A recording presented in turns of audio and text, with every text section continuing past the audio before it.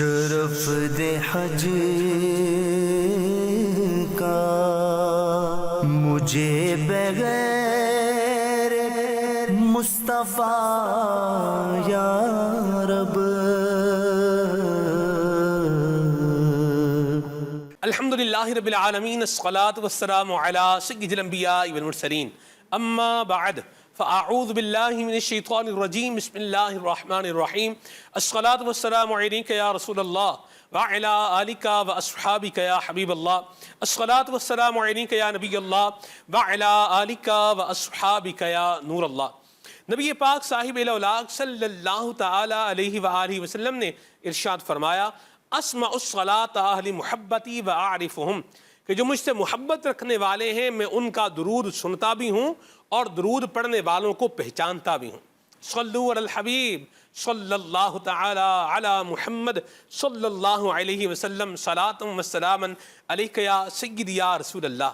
حج کے مسائل سکھاتا، حج کے احکامات کی شعور و آگہی دیتا ہوا اور حج کا ذوق اور شوق بڑھاتا ہوا بہت ہی پیارا پروگرام احکام حج لیے حاضر ہے، اور الحمدللہ رب العالمین استاذ العلماء حضرت مولانا قبلہ مفتی ابو محمد علی اصغر صاحب عطاری ادام ظلہ ہمارے ساتھ پروگرام میں شامل ہیں۔ حاجیوں کی معلومات کے لیے زبردست قسم کی انفارمیشن یہ بھی آپ کو آج جاننے کو ملے گی، اور نبی کریم صلی اللہ علیہ وآلہ وسلم کے مبارک سفر حج کا جو ذکر ہم سن رہے ہیں وہ بھی گزشتہ سے پیوستہ کنٹینیو انشاءاللہ آج کے پروگرام میں بھی شامل رہے گا۔ پروگرام کا ایک فارمیٹ ہے، ایک طریقہ ہے، ایک انداز ہے کہ ہم ذوق بڑھانے کے لیے پروگرام کے شروع میں ایک کلام بھی شامل کرتے ہیں، تو آئیے مدنی فرید بھائی سے ایک کلام سنتے ہیں۔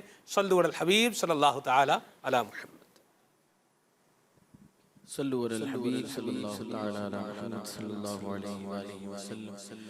حضور کعبہ حاضر ہے، حضور کعبہ حاضر ہے، حرم کی خاک پر سر ہے، بڑی سرکار میں پہنچے، بڑی سرکار میں پہنچے، مقدر یاوری پر گئے، حضور کعبہ حاضر ہے، نہ مانے کے لائق تھے، نہ مقابل دکھانے کے، نہ مانے کے لائق تھے، نہ مقابل دکھانے کے، مگر ان کا کرم ذرا نوازو بندہ پرور ہے، مگر ان کا کرم ذرا نوازو بندہ پرور ہے، حضور کعبہ حاضر ہے۔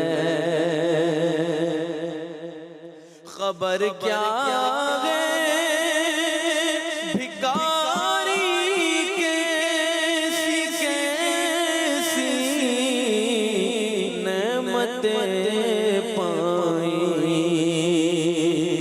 خبر کیا ہے بھکاری کیسی کیسی نعمتیں پائیں، کیونکہ یہ اونچا گھر ہے سسی بھی اندازے سے باہر ہے، یہ اونچا گھر ہے سسی بھی اندازے سے باہر ہے، حضور کعبہ حاضر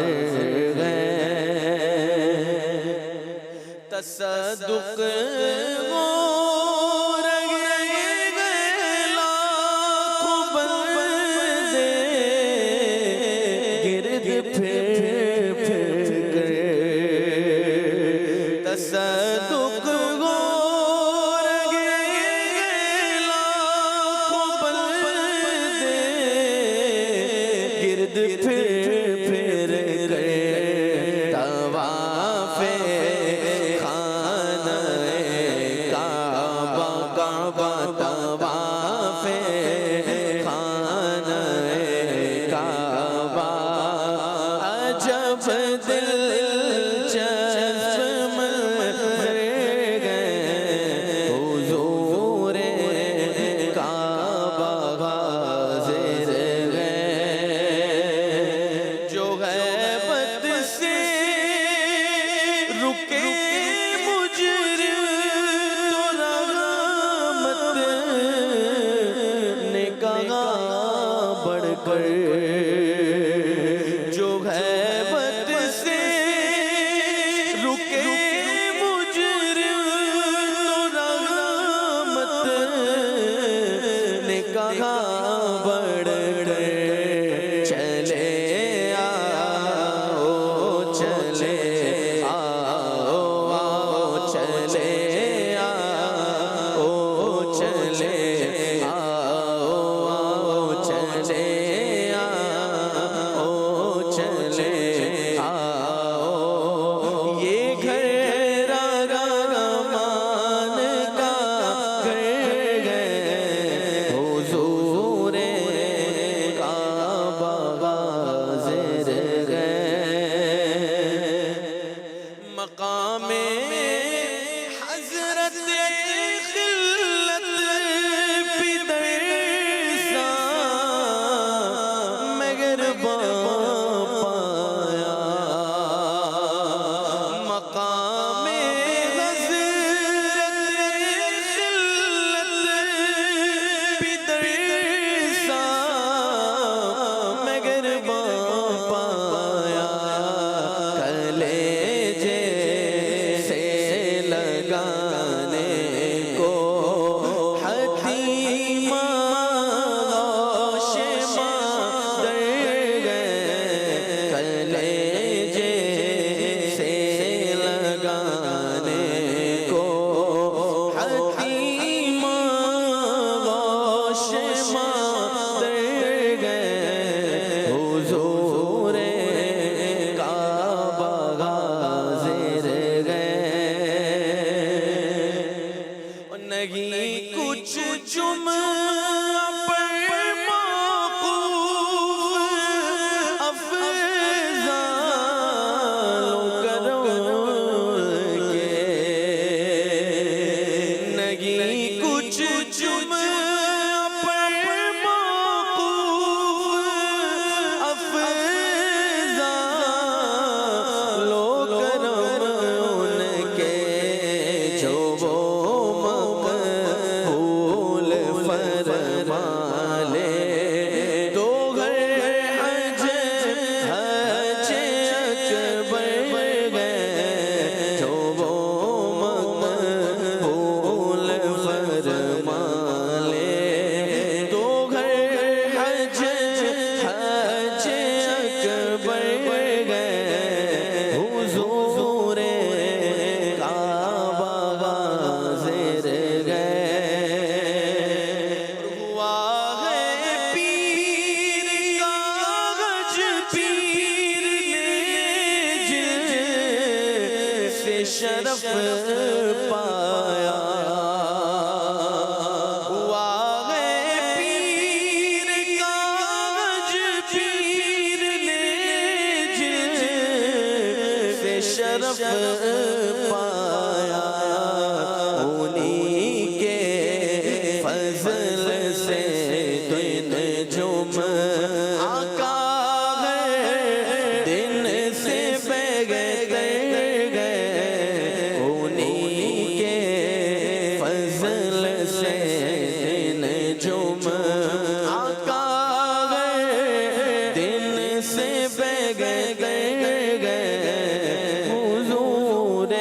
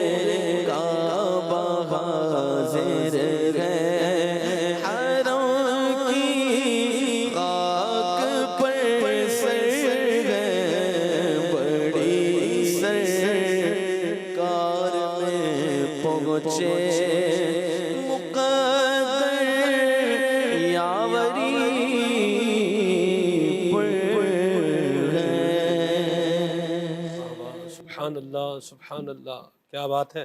کعبۃ اللہ المشرفہ کی اللہ ہمیں کعبۃ اللہ المشرفہ کا دیدار کرنے کی سعادت نصیب فرمائے۔ جس کعبے کی طرف رخ کر کے ہم نماز پڑھتے ہیں، اللہ تعالیٰ اس کا دیدار کرنے کا شرف عطا فرمائے، اس کا طواف کرنے کی سعادت عطا فرمائے۔ اور آپ یقین کیجئے کہ کعبہ شریف کا دیدار کر کے طواف کرتے ہوئے اس کلام کو پڑھنے کا الگ ہی ذوق ہے۔ کیا فرمائیں گے مفتی صاحب؟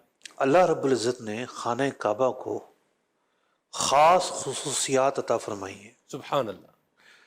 قرآن پاک میں فرمایا گیا کہ ہم نے اس گھر کو رجوع کی جگہ بنایا ہے، یعنی لوگ یہاں مائل ہوتے چلے آتے ہیں، کھینچے چلے آتے ہیں، اور یہ جگہ امن کی جگہ ہے۔ تو حرم نام ہے خانہ کعبہ کے ارد گرد کا جو ایریا ہے وہ حرم کہلاتا ہے، جہاں درخت نہیں کاٹ سکتے، جہاں شکار نہیں کر سکتے، جہاں وہ باتیں ممنوع ہیں جو عام علاقوں میں ہو سکتی ہیں۔ تو ظاہری اعتبار سے اس کے الگ احکام ہیں، اور پھر اگر باطنی اعتبار سے دیکھیں تو بندہ جو ہی حرم کی فضاؤں میں داخل ہوتا ہے اس کی کیفیت یقینی طور پر الگ ہوتی ہے۔ زندگی کے بہت سارے حصے ہوتے ہیں، یہاں تو اس تیز رفتاری کے اندر بندے کو نہ خود اپنے آپ سے باتیں کرنے کا موقع نہیں ملتا۔ لیکن ہم دیکھتے ہیں کہ جب کوئی مسلمان مسجد الحرام شریف میں داخل ہوتا ہے اور خانہ کعبہ پر اس کی نگاہ پڑتی ہے تو خانہ کعبہ کے انوار اور تجلیات کا عالم یہ ہے کہ ہر ایک کھینچا چلا جاتا ہے، کعبہ شریف کھینچ رہا ہوتا ہے، آ جاؤ آ جاؤ، یہ رحمان کا گھر ہے۔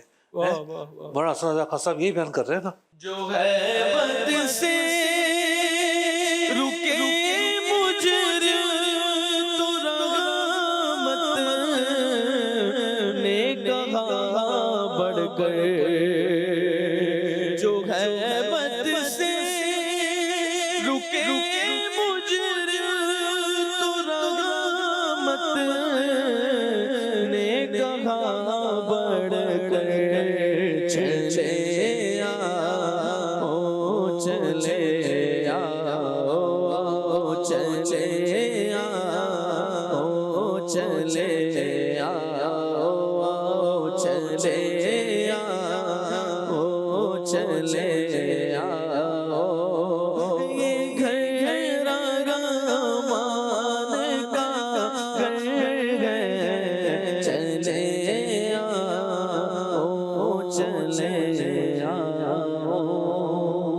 اس شعر کے اندر بڑے عجائبات ہیں، مطلب معنی کا سمندر ہے اس کے، یہ آپ کے بہت سارے الفاظ اور معنی اور ان کا درست استعمال، برمحل استعمال موجود ہے۔ جانے والا شرمسار ہو رہا ہوتا ہے، میں کس منہ سے جاؤں گا، میں اور خانہ کعبہ کے سامنے جاؤں گا۔ ایک ہیبت ہے اس کے دل میں، ایک جلال کا اندازہ ہے کہ میرا رب جو ہے اس کی بارگاہ میں کیسے حاضر ہوں گا۔ تو جہاں اس گھر میں جلال ہے وہیں اس گھر میں جمال بھی ہے۔ تو ہیبت اپنے جگہ پر، لیکن اللہ کی رحمت جو ہے وہ متوجہ ہے۔ انوار و تجلیات یہاں نازل ہو رہی ہیں، یہاں کے طواف والوں پر رحمتیں نازل ہو رہی ہیں، صرف اسے دیکھنے والوں پر رحمت نازل ہو رہی ہے۔ تو بات یہ ہے کہ آپ فرماتے ہیں یہ گھر رحمان کا گھر ہے۔ لفظ رحیم میں بھی رحم کا معنی اور رحمان میں بھی رحم کا معنی، لیکن رحیم کہتے ہیں اس ذات کو جو دنیا میں رحم کرتی ہو۔ تو یہی وجہ ہے کہ لفظ رحیم کا اطلاق بندوں پر بھی ہوتا ہے، لیکن رحمان کہتے ہیں اس ذات کو کہ جو دنیا میں بھی رحم فرمانے والا ہے، آخرت میں بھی رحم فرمانے والا ہے، اور یہ صرف صفت ہے اللہ تعالیٰ کی۔ تو بندے کو ڈھارس دلائی جا رہی ہے، سبحان اللہ۔ مطلب کیفیات، خود شاعر کی اپنی کیفیات ہیں، دل پر ہیبت ہے، ایک بوجھل قدم ہے، کیسے جاؤں، پھر دل کو منایا جا رہا ہے، نہیں، جس کے گھر جا رہے ہو وہ تو رحیم ہے، وہ تو رحمان ہے، وہ تو دنیا میں بھی بخشنے والا ہے اور آخرت میں بھی بخشنے والا ہے، آخرت میں بھی رحم کرنے والا ہے۔ تو خانہ کعبہ جو ہے، ہم یہ دیکھتے ہیں کہ جو شخص جب مطاف میں اترتا ہے تو نہ چاہتے ہوئے بھی اس کی آنکھیں نم ہوتی ہیں، گریا کا عالم ہوتا ہے، اور کوئی یہاں سے گریا کرتا ہوا جا رہا ہے، کوئی اللہ کی بارگاہ میں فریاد کرتا ہوا سامنے نظر آ رہا ہے، کوئی لبیک کی صدائیں کہتا ہوا جا رہا ہے۔ جو لوگ طواف شروع کر دیتے ہیں تو لبیک نہیں کہتے، نفلی طواف کرنے والے بعض اوقات کہہ رہے ہوتے ہیں، ابھی یہ جو آ رہے ہوتے ہیں لوگ، آنے والے بھی لبیک کہہ رہے ہوتے ہیں، ان کی آوازیں بھی آ رہی ہوتی ہیں، لیکن پھر دعائیں اللہ تعالیٰ سے مانگنا، تو وہ کیفیت انسان جو ہے وہ اپنے رب سے ہم کلام ہو رہا ہوتا ہے، اپنے گناہوں کو یاد کر رہا ہوتا ہے، اپنی دعاؤں کو یاد کر رہا ہوتا ہے۔ اس گھر میں پہنچ کر بندہ جو ہے وہ اللہ کی بارگاہ سے ہر وہ کچھ پاتا ہے جو اس کی زبان پر آتا ہے، جو اس کے دل پر آتا ہے۔ تو یہ جو گھر ہے اللہ تعالیٰ نے اپنے حبیب صلی اللہ علیہ وسلم کے صدقے ہمیں وہاں بلوایا ہے۔ سبحان اللہ۔ اب دیکھیں نا، میرے سندر میں سب اس پہ لکھا ہے، آپ جو جی جی، مضمون بیان جی جی۔ فرما رہے ہیں، پاک گھر کے طواف والوں پر، پاک گھر کے طواف والوں پر بارش اللہ کے کرم کی ہے، بارش اللہ کے کرم کی ہے۔ یہاں تو جو ہے وہ دیکھیں نا آپ، مستجار، اللہ اللہ، پناہ مانگنے کی دیوار، واہ واہ، مستجاب، دعا قبول ہونے والی دیوار، ملتزم، چمٹنے والی جگہ جہاں آ کے چمٹا جاتا ہے، ٹھیک ہے۔ پھر حتیم، کوہان بنا ہوا ہے پورا ہے۔ مولانا حسن رضا خان صاحب نے اس حتیم کو ذکر کر کے نقشہ کھینچا کہ تو تمہیں بلا رہا ہے، اللہ تعالیٰ کی رحمت کی آغوش میں آ جاؤ، یہ تو ویلکم کہنے کے لیے یہ دیوار بنائی گئی ہے۔ کیا وہ شعر تھا؟ مقام غزرت خلت پدر سا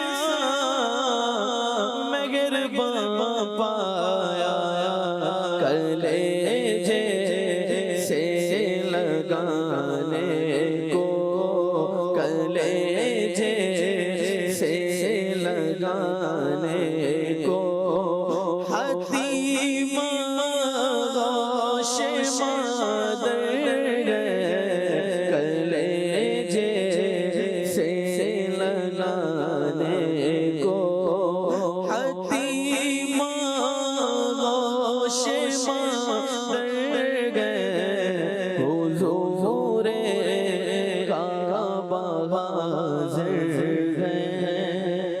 اور پھر وہ منظر بھلا کہیں اور نظر آتا ہے کہ آپ کھڑے ہیں پیچھے، کہ یہ جو حاجی، یہ جو زائر خانہ کعبہ کی دیوار سے چمٹا ہوا ہے، گڑ گڑا رہا ہے، رو رہا ہے، یہ ہٹے تو میں بھی جا کر چمٹ جاؤں اس دیوار سے۔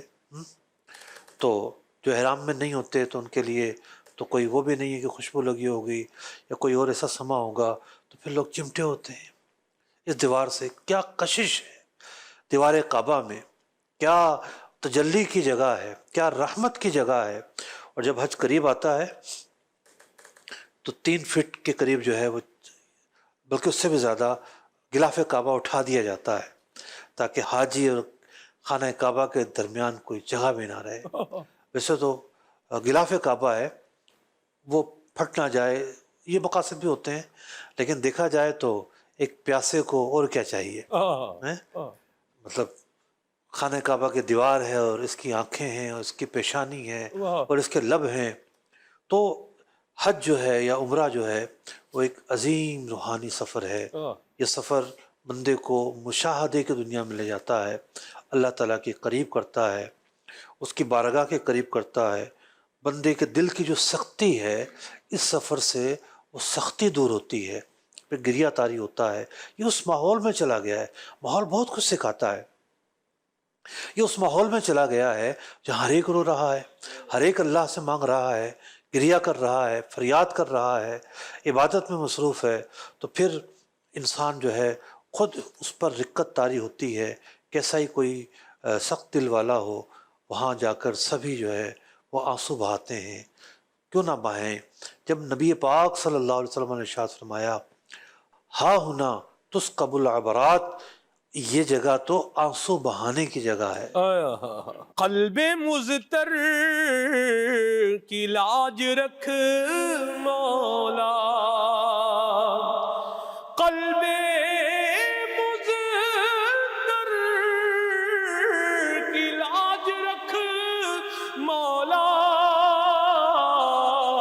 یہ صدا میری چشم نم کی ہے،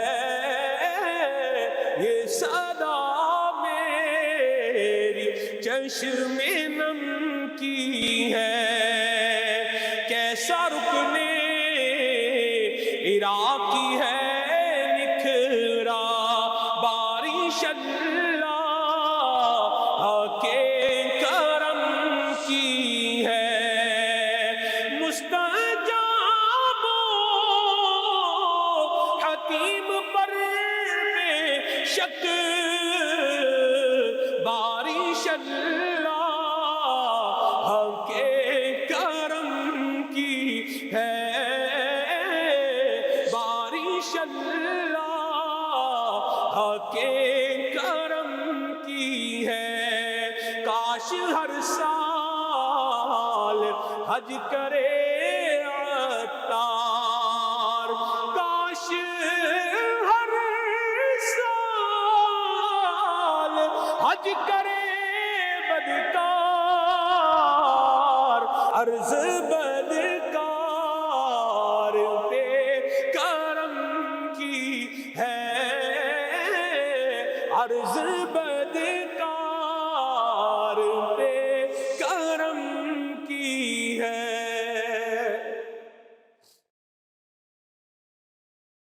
اللہ جل مجدہ الکریم ہمیں یہ ذوق، یہ شوق اور یہ سوز اللہ پاک ہمیں عطا فرمائے، اور اس مکان کی، اس گھر کی، ان جگہوں کی اللہ ہمیں برکتیں عطا فرمائے اور آنسو بہانا نصیب فرمائے۔ یہ تبھی ہوگا جب نظر اللہ پاک کی رحمت پر بندے کی جو ہے وہ لگی رہے گی۔ اللہ ہمیں یہ مہربانی فرمائے اور یہ سعادتیں عطا فرمائے۔ کچھ فرما رہے ہیں؟ اس طریقے سے الحمدللہ خانہ کعبہ سے لپٹنے چمٹنے کا جو بتایا، تو حاجی کی خواہش ہوتی ہے کہ مجھے یہ موقع کب ملے گا۔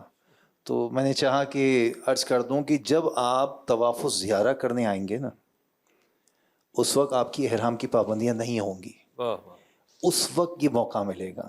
جب آپ طواف وداع کرنے کے لیے آئیں گے، رخصت کرنے کے لیے آئیں گے، کیونکہ 10 ذوالحجہ سے لے کر 22 یا 23 ذوالحجہ تک نیچے مطاف میں ہر ایک کو آنے کا اذن ہوتا ہے، لباس والوں کو خصوصی طور پر۔ تو وہاں یہ لپٹنے اور ماشاءاللہ یہ جو سارا ذوق آج مفتی صاحب نے ارشاد فرمایا، یہ سب حاصل ہو سکتا ہے الحمدللہ۔ اللہ نصیب کرے۔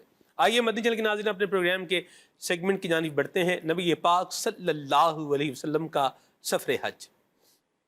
شرف مجھے کو ہر سال حج کا خدا دے۔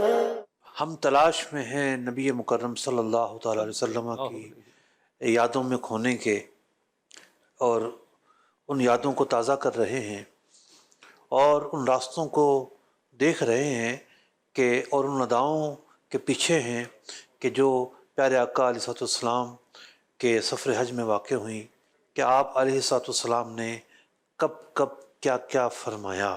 پچھلے پروگرام میں ہم نے یہ سنا کہ نبی پاک صلی اللہ تعالی وسلم عمرہ مکمل کر چکے ہیں، لیکن آپ صلی اللہ علیہ وسلم نے اور آپ کے کچھ شرکاء نے عمرہ مکمل کرنے کے باوجود نہ تقصیر کیا نہ حلق کیا۔ اس کی وجہ یہ تھی کہ حضور اکرم صلی اللہ علیہ وسلم کا جو حج ہے وہ حج قران تھا، تو حج قران کرنے والا عمرہ ادا کرنے کے باوجود حالت احرام میں رہتا ہے، اور اس کو اس احرام کو باقی رکھنا ہوتا ہے، اور اسی احرام کے ساتھ حج کو ادا کرتا ہے۔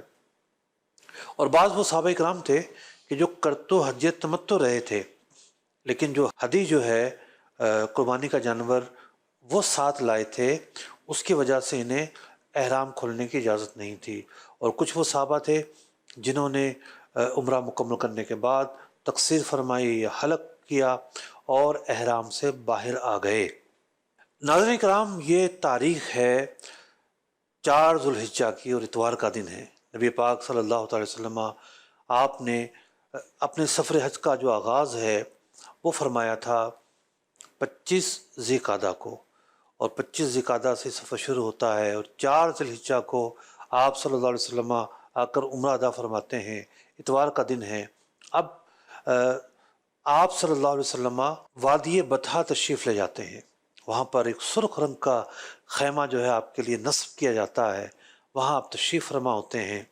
تو اتوار کا دن، پیر کا دن، منگل کا دن آپ وہاں گزارتے ہیں۔ پھر آ جاتا ہے بدھ کا دن، اور بدھ کا دن جو ہے 7 ذو الحجہ کا دن ہے۔ 7 ذو الحجہ کو پیارے آقا علیہ السلام مسجد الحرام شریف میں کھڑے ہو کر نماز ظہر کے بعد ایک خطبہ ارشاد فرماتے ہیں، اور علماء نے لکھا کہ امیر حج کے لیے یہ خطبہ ہوتا ہے کہ وہ لوگوں کو مینا جانے کا جو طریقہ ہے، مینا جانے کی جو ترغیب ہے، وہ ارشاد فرمائے کہ مینا کیسے جانا ہے، کیا کرنا ہے۔ پیارے آقا علیہ السلام نے بروز بدھ 7 ذو الحجہ کو یہ خطبہ ارشاد فرمایا، اور پھر صحابہ اکرام علیہم رضوان نے تحری شروع کی۔ خاص طور پر وہ صحابہ اکرام کہ جو احرام کھول چکے تھے، انہیں کہا گیا کہ تمہیں 8 تاریخ کو احرام باندھنا ہے۔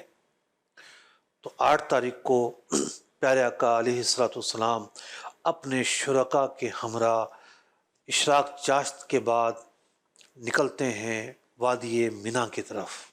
اللہ اکبر، کیا سما ہوگا جب چاروں طرف سے لبیک کی آوازیں آ رہی ہوں گی۔ لبیک اللہم لبیک لبیک لا شریک لک لبیک ان الحمد والنعمت لک والملک لا شریک لک لبیک اللہم لبیک لبیک لا شریک لک لبیک ان الحمد والنعمت لک والملک لا شریک لک لبیک اللہم لبیک لبیک لا شریک لک لبیک ان الحمد والنعمت لک والملک لا شریک لک۔ حضرت جابر رضی اللہ تعالیٰ عنہ فرماتے ہیں کہ جب 8 ذو الحجہ آ جاتی ہے، جسے یوم ترویہ بھی کہتے ہیں، تو صحابہ اکرام پیارے آقا علیہ السلام کے ہمراہ مینا کا قصد کرتے ہیں، اور یہ دن ہے جمعرات کا دن۔ 8 تاریخ کو مینا پہنچتے ہیں۔ فَأَحَلُّوا بِالْحَجِّ وَرَكِبَ رسول اللہ صلی اللہ تعالیٰ علیہ وسلم، تو جو لوگ جنہوں نے نیت کرنی تھی وہ نیت کر لیتے ہیں حج کی۔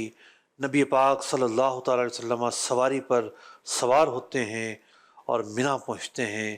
فصلی بها الظہر والعصر والمغرب والعشاء والفجر، پیارے آقا علیہ السلام کا یہ مینا میں عرفات جانے سے پہلا قیام ہے، اور آپ صلی اللہ علیہ وسلم اس قیام میں مینا پہنچ کر نماز ظہر پڑھتے ہیں، نماز عصر ادا فرماتے ہیں، نماز مغرب اور عشاء ادا فرماتے ہیں، اور نماز فجر بھی یہی ادا فرماتے ہیں۔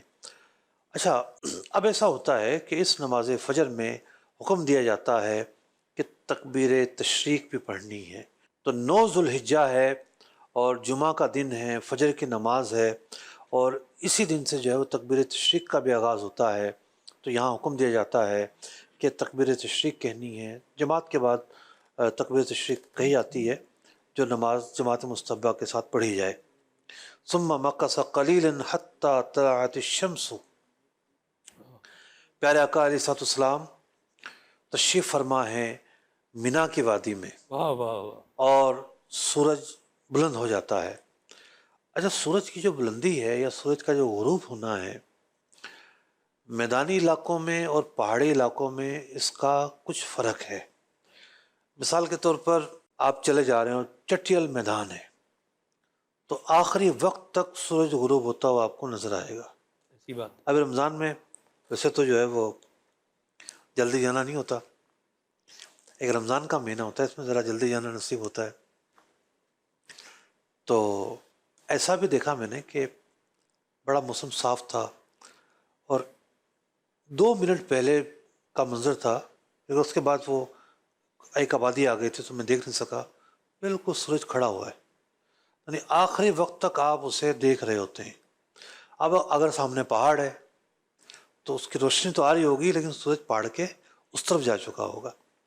اب اگر صبح کا منظر ہے، صبح کے اس منظر میں اگر میدان ہے تو سورج بلند ہوتا ہوا پہلے نظر آئے گا، اور پہاڑ ہے تو سورج بلند ہوتا ہوا قدرے تاخیر سے نظر آئے گا۔ یہ ساری تمہید میں نے اس لیے بیان کی کہ سورج نکلتا ہے کوہ صبیر کی طرف سے، واہ واہ واہ۔ تو وہاں سے جو ہے وہ فوراً جو ہے نا وہ نظر نہیں آتا، ایک تھوڑا سا ٹائم لگتا ہے، مطلب 10 منٹ زیادہ لگتے ہیں جو ایک عام میدانی ایریا میں نظر آنے کا معاملہ ہوتا ہے۔ سورج تو طلوع ہو چکا تھا لیکن یہاں مراد ہے کہ سورج بلند ہوا، سبحان اللہ۔ سورج کچھ بلند ہوا تو پھر آپ صلی اللہ تعالیٰ علیہ وسلم قصد فرماتے ہیں عرفات جانے کا، اور اب یہ قافلہ جو ہے قافلہ اہل وفا ہے، قافلہ سرفروشاں ہے، یہ اہل صدق کا قافلہ ہے، یہ قافلہ ان لوگوں کا قافلہ ہے کہ جن کے اوصاف قرآن میں بیان کیے جاتے ہیں، جس کے بارے میں قرآن نے کیا نقشہ کھینچا ہے، وہ کیا آیتوں مبارکہ ہے، پڑھی گا۔ محمد الرسول اللہ والذین معہ اشداء علی الکفار۔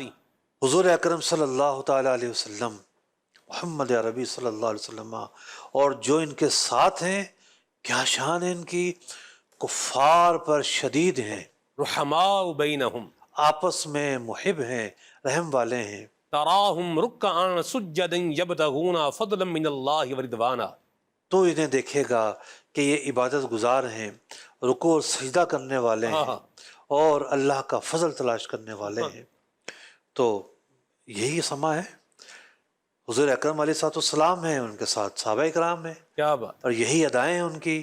رمل میں جو ہے وہ اشداء علی الکفار کا اظہار ہو چکا، واہ۔ یہ سخت جان ہے، رمل میں یہ بتا چکے کہ ہم کیا ہیں، اور پھر آپس میں کیا سما ہے محبتوں کا، اور پھر کیوں جا رہے ہیں، اللہ کا فضل تلاش کرنے کے لیے جا رہے ہیں۔ واہ واہ واہ، اللہ اکبر۔ قربان جاؤں۔ راوی کہتے ہیں وَأَمَرَ بِقُبَّةٍ مِّن شَعْرٍ تُضْرَبُ بِنَمِرَةٍ، کہ نمیرہ جو وادی ہے وہاں پر بالوں کا ایک خیمہ جو ہے پیارے آقا علیہ السلام کے لیے نصب کر دیا جاتا ہے۔ تو فصار رسول اللہ صلی اللہ علیہ وسلم، پیارے آقا علیہ السلام اب مینا سے کوچ فرماتے ہیں۔ مینا ہے، پھر بیچ میں مزدلفہ ہے، اور مزدلفہ کراس کر کے عرفات ہے۔ وَلَا تُشَكُّ قُرَيْشٌ إِلَّا أَنَّهُ وَاقِفٌ عِنْدَ الْمَشْعَرِ الْحَرَامِ، تو قریش کو پورا یقین تھا جس طرح ہم حج ادا کرتے رہے ہیں، حضور علیہ السلام بھی ویسے ہی حج کریں گے۔ وہ کیا ہوتا تھا، ان کا جو اگلا پڑاؤ ہوتا تھا وہ مزدلفہ میں ہوتا تھا۔ پیارے آقا علیہ السلام نے ان کے طریقے کی مخالفت فرمائی، آپ گزر گئے وہاں سے، عرفات پہنچے ہیں، پھر دوبارہ رات کے وقت آ کر آپ نے مزدلفہ کا قیام فرمایا ہے۔ تو قریش ان کو یقین تھا کہ اب آپ کا جو اگلا پڑاؤ ہوگا وہ مزدلفہ میں ہوگا۔ کما کانت قریش تصنع فی الجاہلیہ، جیسا کہ قریش زمانہ جاہلیت میں کیا کرتے تھے ویسے گمان کر رہے تھے ایسا ہوگا، لیکن پیارے آقا علیہ السلام نے اس کی مخالفت فرمائی۔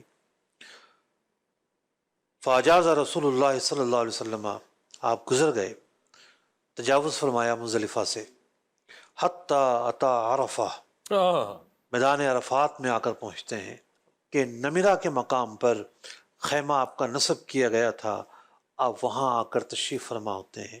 ابھی تو زوال کا وقت ختم نہیں ہوا ہے، یعنی سورج جو ہے وہ زائل نہیں ہوا ہے، آپ آ کر یہاں ٹھہرتے ہیں۔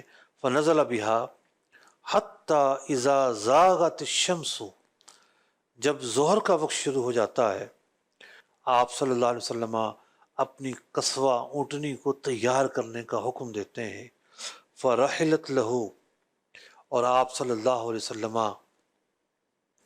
سوار ہوتے ہیں، فاتا بطن الوادی، اس وادی کے درمیان میں آتے ہیں، اور آپ تشریف فرما ہوتے ہیں جبل رحمت کے قرب میں۔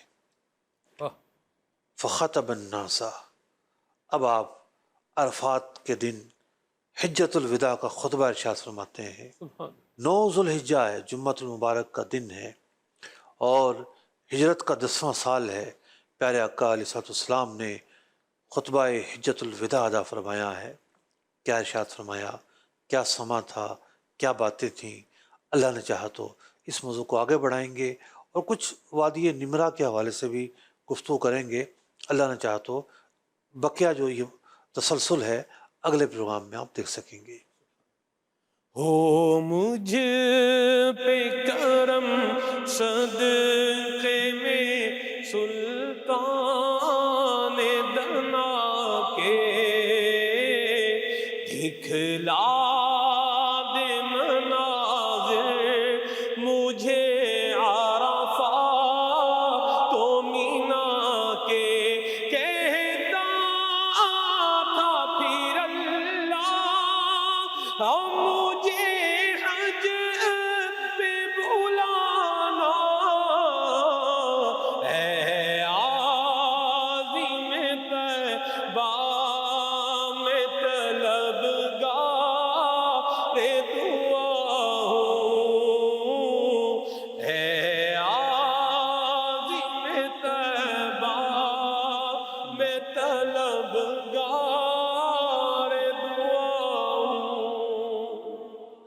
بلا شبہ جو بھی زائرین جاتے ہیں اور وہ اپنے احباب کو، والدین کو، رشتہ داروں کو، اساتذہ کو، مشائخ کو، پیر و مرشد کو، دوستوں کو، ہر جاننے والے کو یاد رکھتے ہیں، تو یہ بڑی سعادت کی بات ہوتی ہے۔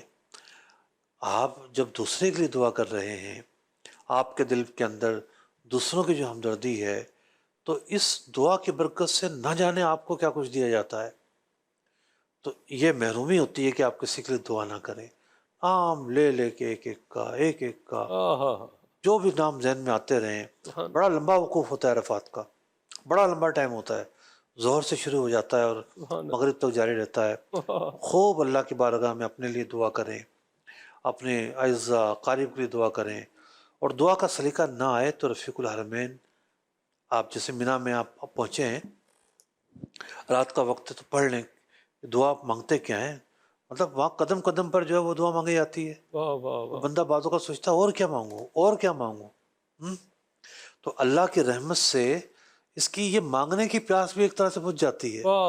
لیکن جو پیاسے ہوتے ہیں، جنہیں اندازہ ہوتا ہے اللہ تبارک و تعالیٰ کے کرم کا اور اس کی بلندیوں کا، اس کی کبریائی کا، کہ اس کی بارگاہ سے تو مانگے چلے جاؤ، کوئی کمی نہیں ہے، اس کی رحمت میں کوئی کمی نہیں ہے، تو پھر وہ نہیں تھکتے، مانگتے چلے جاتے ہیں۔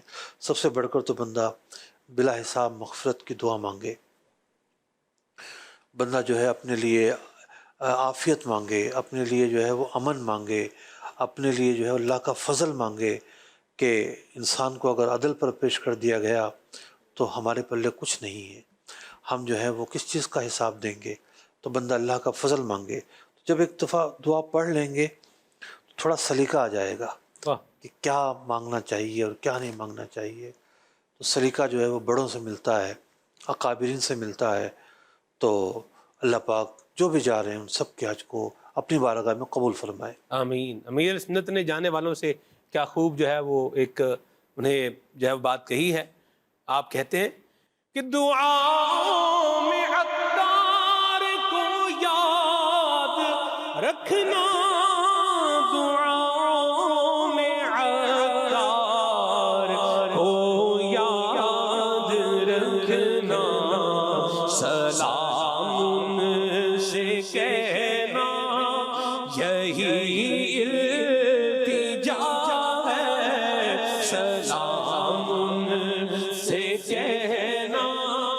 یہی التجا ہے سلام سے کہنا، یہی التجا ہے۔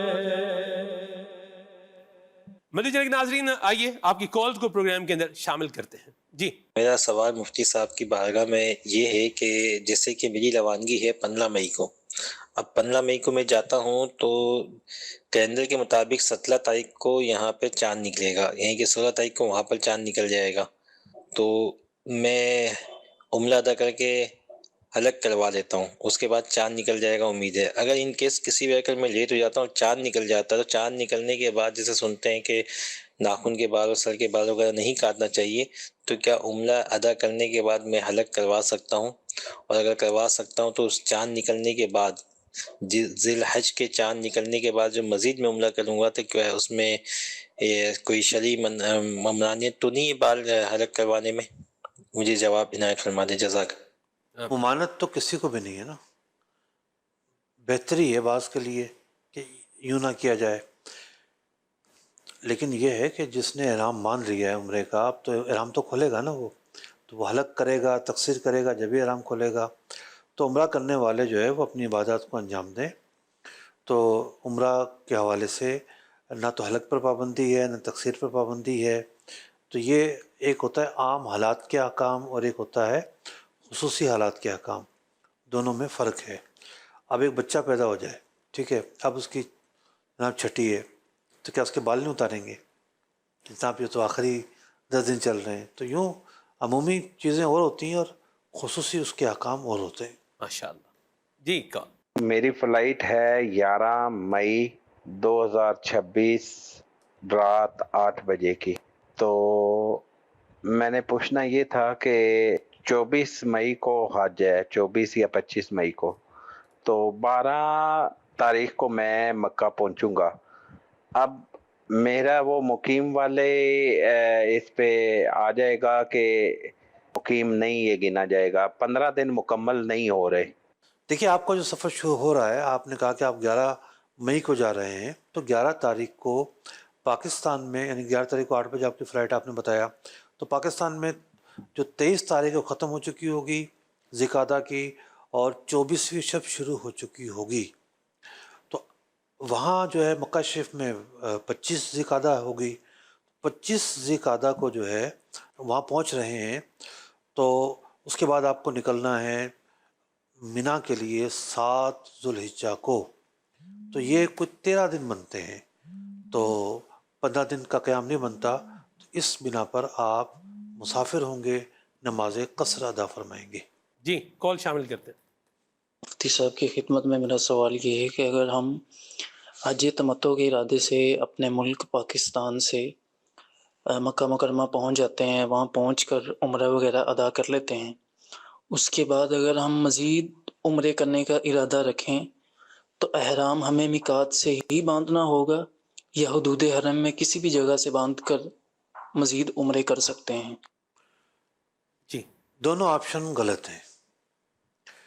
حاجی جب وہاں جاتا ہے مکہ مکرمہ تو وہ اب مکی کے حکم میں ہو جاتا ہے، اور مکی کا حکم یہ ہے کہ وہ حرم سے باہر جا کر عمرے کی نیت کر کر آئے گا۔ تو حرم سے باہر کون سا علاقہ ہے؟ مثلاً مسجد عائشہ چلے گئے تو میقات جانا اس کے لیے ضروری نہیں ہے، تو حرم سے باہر گیا ہے وہاں سے احرام باندھ کر آئے گا۔ دوسری چیز یہ ہے کہ بالفرض کوئی میقات کے باہر چلا ہی گیا، جیسے کوئی طائف گھومنے چلا گیا، تو اب میقات سے باہر چلا گیا ہے، اب تو لا محالہ میقات سے ہی وہ احرام باندھ کر آئے گا۔ اچھا، حج کا معاملہ مختلف ہے۔ اب یہ جو زائرین مکہ پہنچ چکے ہیں، حج کے احرام کی جب نیت کریں گے، عمرہ کر کے احرام کھول دیا تھا، تو پھر حرم سے باہر نہیں جائیں گے، بلکہ مکہ شہر سے ہی حج کی نیت کریں گے۔ پورا مکہ شہر حرم ہے، جو حرم نہیں ہے وہ نشاندہی کی ہوئی ہے کہ بھئی یہ حرم نہیں ہے۔ عزیزیہ بھی حرم ہے۔ بعض لوگ سوال کر رہے ہوتے ہیں کہ عزیزیہ سے ہم اپنے ہوٹل سے احرام باندھ سکتے کہ نہیں؟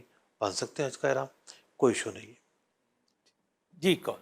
ایاز عارف اتاری، جوڑے پول لاہور سے عرض کر رہا ہوں. مفتی علی اصغر صاحب کی بارگاہ میں سوال عرض یہ ہے کہ اگر کوئی شخص پر حج فرض ہو چکا اور وہ فرض حج ادا نہ کرے تو کیا حکم ہوگا؟ بعض اوقات ایسی صورت بنتی ہے کہ کوئی شرعی عذر لاحق ہو جاتا ہے، جیسے فرض ہو گیا اور فرض ہونے کے بعد کوتاہی تو ہوئی لیکن اب مال نہیں ہے، تو اب مجبوری والا معاملہ ہے، لیکن وہ جو کوتاہی ہوئی اس سے پہلے اس کا گناہ بہرحال ہوگا. تو وہ ایام اور وہ موسم کہ جس میں حج کے فارم بھرے جا رہے ہوتے ہیں، اعتبار ان ایام اور موسم کا ہے کہ جب آپ کا موقع ہوتا ہے تو ان ایام اور موسم کو دیکھتے ہوئے مالی استطاعت پائی گئی تو حج فرض ہوگا ورنہ فرض نہیں ہوگا. تو جس پر پائی گئی حج فرض ہو گیا، نہیں جائے گا تو گناہ گار ہوگا. پھر کسی وجہ سے کوئی عارضہ لاحق ہو جاتا ہے تو وہ ایک اور صورت ہے کہ جب تک پھر قادر نہ ہو تو اب تو کیا کر سکتے ہیں، مجبوری ہے. جی. ایک سوال اسی سے ریلیٹڈ کہ بچیوں کی شادی بڑا فرض ہے یا حج بڑا فرض ہے؟ دونوں کی اپنی اہمیت ہے اور انکار کسی چیز کی بھی اہمیت سے نہیں کیا جا سکتا، لیکن سوال یہ ہے کہ بچیوں کی شادی میں آپ اتنے اللے ترلے کریں، یہ کہاں لکھا ہوا ہے؟ ٹھیک ہے، بات یہ ہے کہ حج کے متعلق تو فرمایا گیا کہ حج کرو تم غنی ہو جاؤ گے. سبحان اللہ. تو جو لوگ یہ ہو جائے تو پھر کروں گا، یہ ہو جائے تو پھر کروں گا، تو اگر فرض ہو چکا ہے، اتنی رقم جمع ہو چکی ہے اور حج فرض پایا گیا ہے، دیگر شادی پائی جا رہی ہیں، تو پھر حج فرض کرنا ہوگا. آپ کو اگر مینیج کرنا ہے تو مطلب دولت کو مینیج کرنا، اس کو عام طور پہ کہتے ہیں ویلتھ مینجمنٹ، تو ویلتھ مینجمنٹ کے طریقے ہیں، اس کو سامنے رکھتے ہوئے آپ بہتر طریقے سے مینیج کر سکتے تھے.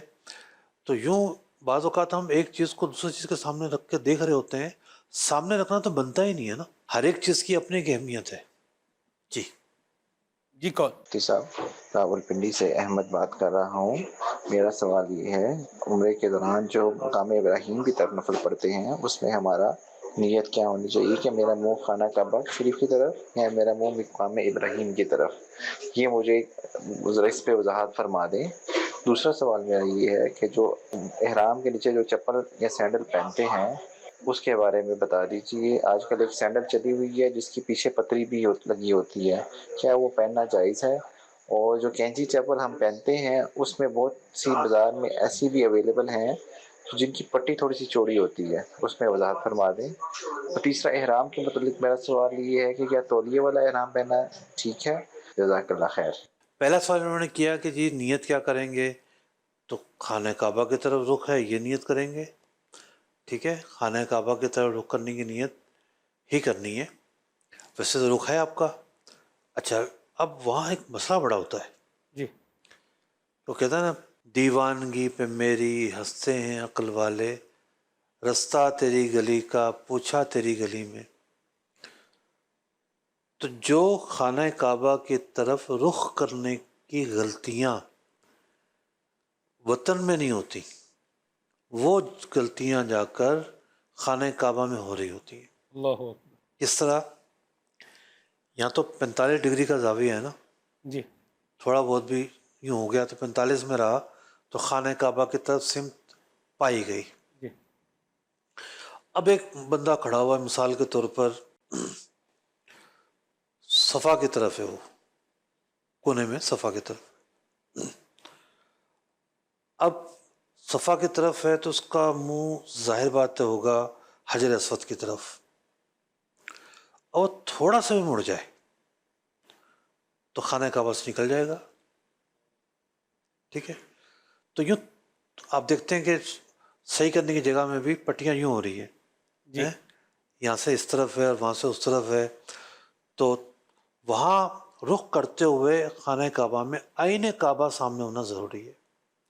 اچھا، پھر خود یعنی آپ پوری کراچی میں گھوم لیں، ایک مثال ہے، ٹھیک ہے، ہمیں پتہ ہے جی مغرب میں جو ہے وہ خانہ کعبہ ہے، مغرب سے پتہ ہونی چاہیے، تھوڑا سا مغرب تقریباً سمت ہے، لیکن جب مکہ مکرمہ میں بندہ ٹھہرا ہوا ہے تو اس طرف جائے گا تو اور طرف کعبہ ہے، اس طرف جائے گا تو اور طرف کعبہ ہے، اس طرف جائے گا تو اور طرف کعبہ ہے، تو وہاں اس طرح کی جو غلطیاں ہیں وہ زیادہ ہو رہی ہوتی ہیں۔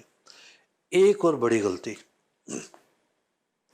حتیم کا جو حصہ ہے اس کی طرف اگر کسی نے منہ کیا تو خانہ کعبہ کی طرف منہ کرنا نہیں کہلائے گا۔ مطلب خبر واحد سے ثابت ہے کہ خانہ کعبہ کا یہ حصہ تھا، تو اس کو وہ تواتر نہیں حاصل ہے جو عمارت کو حاصل ہے۔ تو یوں بعض غلطیاں ایسی ہیں سمت قبلہ کی طرف منہ کرنے کے تعلق سے عام زندگی میں جس کا تعلق اور واسطہ نہیں پڑتا، لیکن مسجد الحرام میں جا کے واسطہ پڑ رہا ہوتا ہے، وہاں کھڑے ہو کے بھی بندہ غلطی کر دیتا ہے، خانہ کعبہ میں پہنچ کر مسجد الحرام شریف میں خانہ کعبہ کی طرف رخ نہیں کر رہا ہوتا، ایسی غلطیاں پائی جاتی ہیں۔ تو اصل چیز ہے کہ جیسا کام ویسی توجہ۔ نماز ایک عظیم کام ہے، تو نماز کی تیاری، وضو، نیت کا حاضر کرنا، پھر ذرا سمت قبلہ کا دیکھنا، یہ ہے نا کہ ہاتھ اٹھائیں تو نگاہ کہاں ہونی ہے، قیام میں تو نگاہ کہاں ہونی ہے، رکوع میں تو نگاہ کہاں ہونی ہے، تو یوں یہ ساری جو ایکٹیویٹیز ہمیں بتا رہی ہوتی ہیں کہ ہر رکن میں اور ہر پوزیشن میں ہماری توجہ کا حاضر ہونا ضروری ہے۔ تو یوں غفلت میں بعض لوگ نماز پڑھتے ہیں تو پھر بڑی غلطیاں واقع ہو جاتی ہیں۔ بعض اوقات ہوٹلوں میں بھی بڑے مسائل ہوتے ہیں، نشانی لگی ہوتی ہے، اب وہ لگا ہوتا ہے چھت پہ ایرو، ٹھیک ہے، اب چھت کا جو ایرو نا اتنا پریشان کرتا ہے، اور نیچے سے یوں دیکھیں نا بعض اوقات تو نظر آ رہا تو یہاں ہے، اور اس طرف جا کے غور کریں تو نظر آ رہا تو یہاں ہے، ٹھیک ہے، تو اس میں بندہ فیصلہ نہیں کر پا رہا ہوتا۔ تو اس حوالے سے ایک اہم چیز یہ ہے کہ نیچے اتریں، مسجد دیکھ لیں۔ مسجد تو قریب قریب بنی ہوتی ہے، عزیزیہ میں تو جگہ جگہ مسجد بنی ہوئی ہے، تو وہاں سے بھی تھوڑی سی آپ وہ کر لیں، کسی موقع پر بندے کو گھر میں بھی نماز پڑھنی پڑ سکتی ہے، تو آپ خانہ کعبہ کی طرف منہ کرنے میں غفلت کا شکار نہ ہوں، کہ وہاں آپ کو 45 ڈگری والا جو اسپیس ہے نا وہ نہیں ملے گا، وہ 45 ڈگری کا اپنا زاویہ کم ہو جائے گا وہاں پر۔ ٹھیک ہو گیا۔ جب نظر آ رہا ہے پھر تو کوئی تصور ہی نہیں ہے نا، پھر تو عین کعبہ کی طرف آپ کو منہ کرنا ہے، ڈگری کی طرف نہیں کرنا، یعنی 45 ڈگری کا جو ایک ایج حاصل تھا وہ نہیں ہوگا، نظر نہیں آ رہا تب تو وہ ایج حاصل ہوگا، لیکن وہ تھوڑی سی حرکت کی وجہ سے بھی چینج ہو سکتا ہے۔ ٹھیک ہو گیا۔ جی، سر دوسرا سوال تھا چپل کا، کہ چپل میں بھی انہوں نے دو سوال کیے ہیں۔ ایک تو وہ چپل ہے جس کے پیچھے بھی پٹی ہوتی ہے، پورا آگے وہ گول گھوم رہی ہوتی ہے، وہ احرام کی چپل کے نام پر بک رہی ہے۔ دیکھیں چپل کے حوالے سے جو ہے مارکیٹ میں ایک نیا ٹرینڈ آیا ہوا ہے، ایک بڑا برانڈ ہے پاکستان میں، بڑا برانڈ ہے، ٹھیک ہے، اس نے فیس بک پر ایک پوسٹ بوسٹ کی ہے، احرام کی چپل، جی، جس نے بتایا ہوگا بھائی احرام کی چپل ہے یہ۔ اچھا ایک اور لوکل بندہ ہے، مال بیچنے کے لیے احرام کی چادر پہنی ہوئی ہے، یہ کیا طریقہ کار ہے بھائی، ٹھیک ہے، کوئی لوکل بندہ ہے، یہ جی حاجیوں کی چپل، وہ چپل ہی غلط ہے۔ یہ آپ اسکرین پہ دیکھ رہے ہوں گے کہ یہ جو یوں اس کے پورے جو ہے نا وہ ارد گرد کی جو ایریا ہے، اور یہ جو انگلیوں کے پاس کی جو پٹی ہے، انگلیوں کے پاس کی جو پٹی ہے، یہ پٹی ابھرے ہوئے حصے کو بھی چھپا رہی ہے، اور یہ جو ارد گرد کا جو ایریا ہے یہ بھی اونچا ہے، تو یہ جو چپل ہے یہ حج کی قطعاً چپل نہیں ہے۔ بعض اوقات جو ہے وہ دو پٹی والی جوتیاں ہوتی ہیں، اس کی بھی پٹیاں موٹی ہوتی ہیں اور وہ ابھرے ہوئے حصے پر آ جاتی ہیں، وہ جو جوتی ہے وہ بھی درست نہیں ہے۔ چھوٹی پٹیوں کی بھی اچھی چپل آتی ہے، تو بالکل ہوائی چپل اس کو بولتے ہیں۔ بعض برانڈز والوں نے ایک چھوٹی پٹی کی بھی جو ہے وہ چپل نکالی ہے، اور بڑی آرام دہ چپل نکالی ہے، لیکن کراچی کی ایک لوکل برانڈ ہے کراچی کا، میں نے وہاں سے جا کر لی تو بہت آرام دہ بھی چپل تھی، اور اس کی پٹی بھی جو ہے وہ چھوٹی تھی، تو یوں آپ تلاش کریں گے تو مل جائے گی کوئی نہ کوئی، ایسا نہیں کہ نہ ملے۔ احرام تولیے کا لیں یا لٹھے کا لیں، یہ بھی ہاں دیکھیے احرام تولیے کا اور لٹھے کا دونوں لے سکتے ہیں، کوئی ایشو نہیں ہے، لیکن چونکہ موسم گرم ہے تو یہ نہ ہو کہ تولیہ اتنا موٹا ہو کہ آپ کو جو ہے نا وہ پھر بہت پسینے آئیں، تو باریک تولیے کا بھی احرام آتا ہے. باریک والے میں یہ فائدہ ہے پسینہ بھی جذب کر لیتا ہے اور اس سے اتنی گرمی بھی نہیں لگتی، ورنہ تو جو نا ہوا اگر نہیں آئے گی تو اور زیادہ گرمی آ جائے گی. اللہ تعالی ہمیں احکام سیکھ کر کے اچھے انداز کے اندر حج کرنے کی سعادت نصیب فرمائے، اور اللہ کریم جو حج کے لیے جا رہے ہیں اللہ ان کا حج قبول فرمائے، اور جو جانے کی تمنا رکھتے ہیں اللہ ان کے لیے اسباب عطا فرمائے. آمین بجاہ طہ و یاسین. صلوا علی الحبیب صلی اللہ تعالی علی محمد. شرف دے حج کا مجھے بغیر مصطفیٰ یا